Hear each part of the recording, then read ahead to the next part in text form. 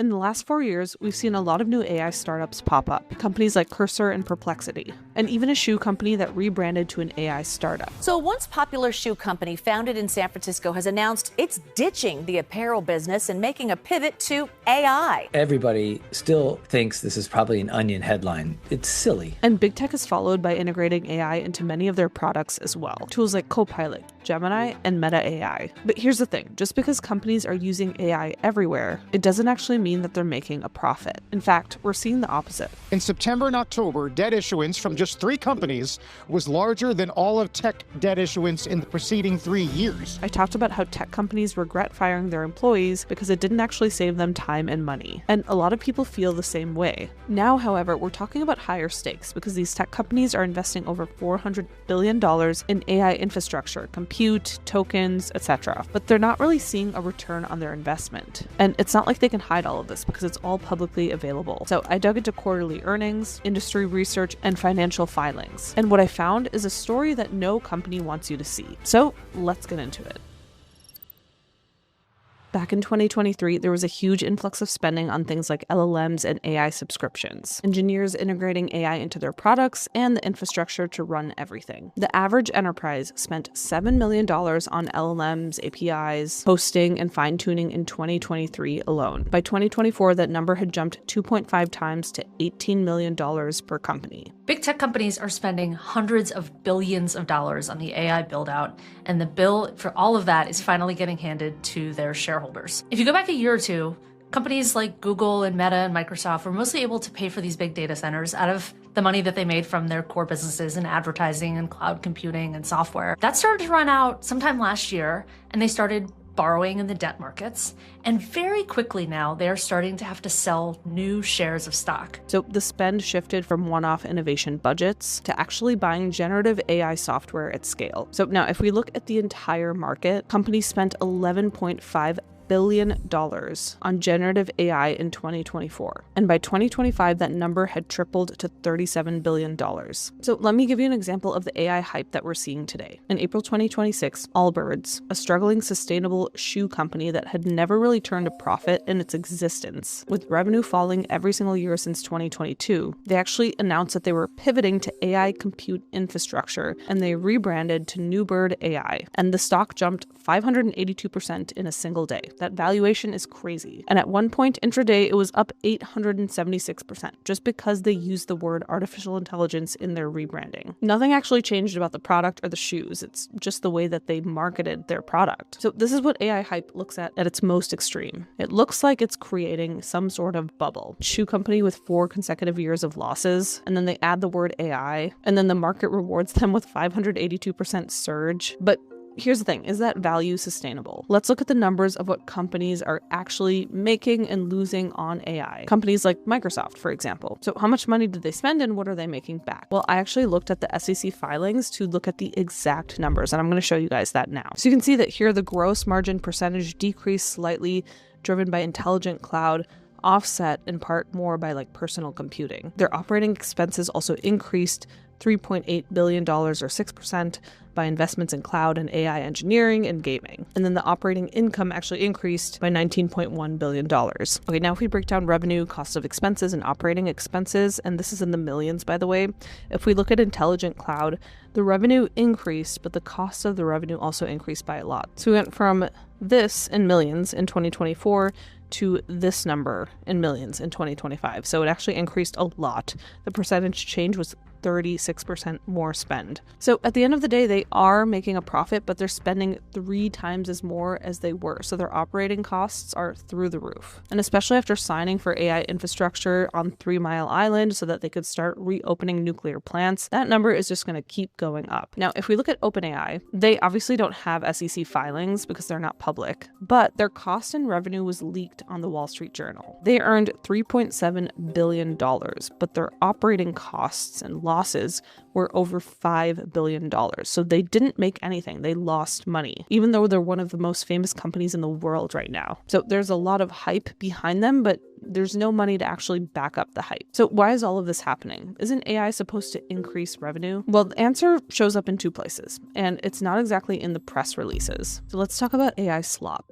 What are companies actually getting for all of this spending? In a lot of cases, it's content that nobody actually wants. Basically low effort, mass-produced content generated at scale. Pinterest has been overrun by AI-generated images. There's fake recipes and AI blog posts. It's so bad that users actually revolted, and the platform had to introduce labels for AI-generated content. Imagine seeing a recipe with a picture like this and assuming that that's actually what the food will look like. Spotify also removed millions of bot-generated tracks using these spam detection systems after AI music flooded the platform. And there were even AI-generated books on Kindle. At one point, it was dominant in the ebook market share with 83%, but then it dropped to 67% in 2025 when readers left to go to more curated platforms because they couldn't really find any real content on Kindle. And so here's the business problem with all of this. Companies assumed that racing to use AI would cut content costs, so they flooded their platforms with AI-generated material. But then they watched their engagement drop, and their trust also dropped as well. And now the audience have left to go to platforms that feel more human and not really AI focused. Even the Starbucks CEO Chris Best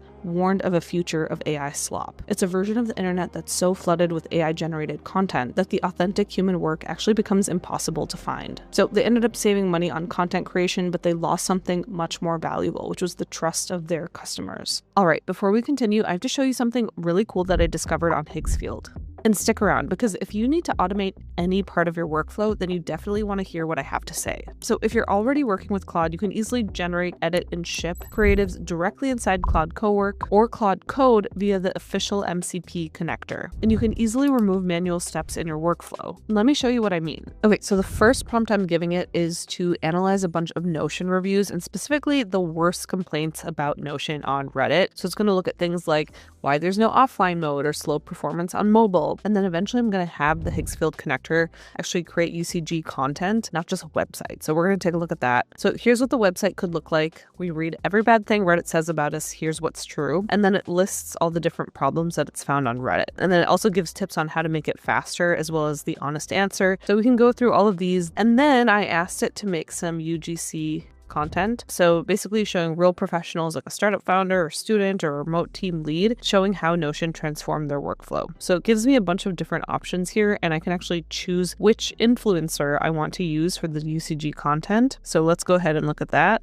I used to run our entire company out of Slack threads and random Google Docs. It was chaos. Then I moved everything into Notion, fundraising pipeline, product roadmap, team wiki, all in one place. Investor updates that used to take me 3 hours now take 20 minutes. If you're building a startup, this is the one tool I'd keep if everything else disappeared. Okay, now let's look at another demo. Okay, so the next one is we're going to create a restaurant ad machine. We're going to grab 4 to 5 highly rated but under-marketed restaurants in the area, and then try to find some reviews about complaints, and then also create some UGC content that promotes these restaurants. So let's take a look at the UGC content. Athens secret, di Porto. There is no menu, no sign, no Instagram, just food cooked the same way since 1887. Follow the stairs down. That's all. I walked in once, and now I bring everyone. And then here's the site where it shows 4 under-marketed gems and 4 cinematic promos.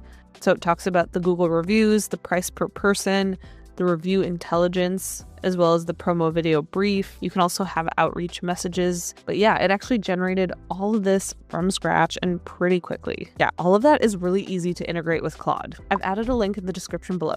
So what are you waiting for? Go check it out. And now back to the video. So AI slop is just the visible problem. There's actually an invisible problem happening behind the scenes as well, and that is the finances. Now, here's something about AI that people don't really understand about how it gets billed. When you use an AI tool, whether it's ChatGPT, Claude, or Cursor, every word in and every word out costs money. These are called tokens. And unlike software where you pay a flat subscription, AI pricing is consumption-based. So it's not infinite. The more you use it, the more you pay. Even though right now we have subscription models like OpenAI's subscription model, Claude, at like $20 a month for just the basic version, but that's not actually sustainable in the long run. So now enterprise AI token consumption has increased 13 times since January of 2025. Not 13%, but 13 14 times. One healthcare enterprise consumed 1 trillion tokens over only 6 months. That's more than $6 million in unplanned costs before the finance team even understood what was happening. And it gets weirder than that. Token prices have actually fallen dramatically. They're actually down nearly 80% between 2025 and 2026. And yet, the total AI bill across enterprises exploded anyways. It's because the cheaper tokens just encouraged more usage, so people weren't really able to cap their usage. And it's not just because of the LLMs, it's because people are creating these agentic workflows which take a lot more tokens than just generating text through prompts. So what's the most concrete example of this happening in the real world? So Uber actually burnt through its entire AI planned budget for 2026 within the first few months of the year, after encouraging engineers to use AI aggressively and even tracking internal usage on leaderboards. So they were encouraging people to use it more and more despite that crazy cost that came with the tokens. So the whole year's budget was gone before summer. So venture capitalist Chamat Palapitya reported that a software startup's AI spending nearly tripled since late 2025. So that was heading towards $10 million usage annually. So he said the problem wasn't the spending itself. It was that the costs were growing 3 times every 3 months without revenue actually increasing. And that's the big ticker. The more you use AI, it doesn't necessarily translate to revenue coming in even more. You have to be very purposeful with where you use AI and what it's used for. And not everyone knows how to do that. The hyperscalers are the big hitters: Amazon, Google, Meta, Microsoft, and Oracle. They all are collectively expected to exceed $600 billion in capital expenditure in 2026, with roughly $450 billion tied to just AI infrastructure. So the bill that surprises most people isn't from launching AI, but it's from actually running AI. And nobody really budgeted for running it because nobody told them what running it actually costs. And that's the big problem. But there's another cost that we're not talking about, and that's the human cost.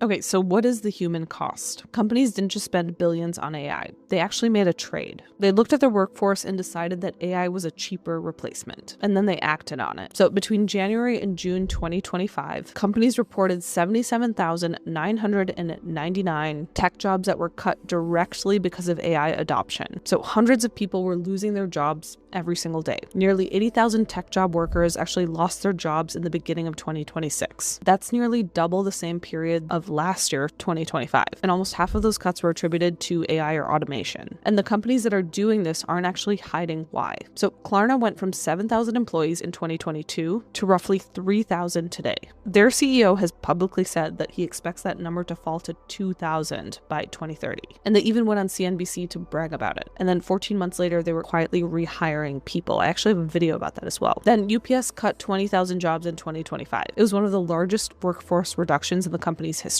And the CEO pointed to machine learning directly as the cause of these cuts. Duolingo also declared itself AI first in 2025, and they actually terminated 10% of their contract workforce shortly after. They acknowledged that AI can actually handle a lot of their tasks across its 100+ language offerings. Intuit also cut 17% of its global workforce, which was about 3,000 roles. It used AI-driven efficiency as its excuse, of course. And the people that are building these AI systems aren't sugarcoating what's coming next. Here are some more examples with Anthropic's CEO or Wall Street banks. I mean, this is happening across the board, everywhere.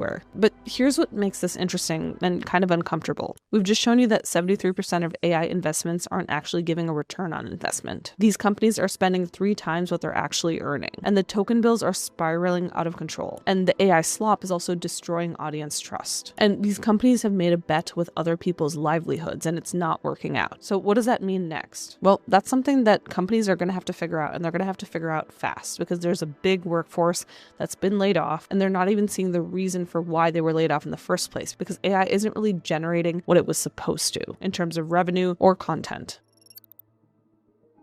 So let's recap what we actually found. It's a story about what happens when an industry moves too fast, and when companies make irreversible decisions based on projections rather than results. So the $400 billion isn't gone forever. Some of it is infrastructure that will pay off in 5 years. Some of it is R&D that will produce breakthroughs that we can't really think of right now. And some of it, honestly, is just hype that the market will eventually correct for. But the problem is the people that lost their jobs because of these companies that made these decisions, they won't get their time back. And so the question worth asking isn't whether or not AI will deliver, but the question is who will pay the price while we wait to find out. And if this video makes you think about that, subscribe and comment below what your thoughts are. I cover more tech and AI stories, so definitely follow if you want to learn more. All right, I'll see you in the next one.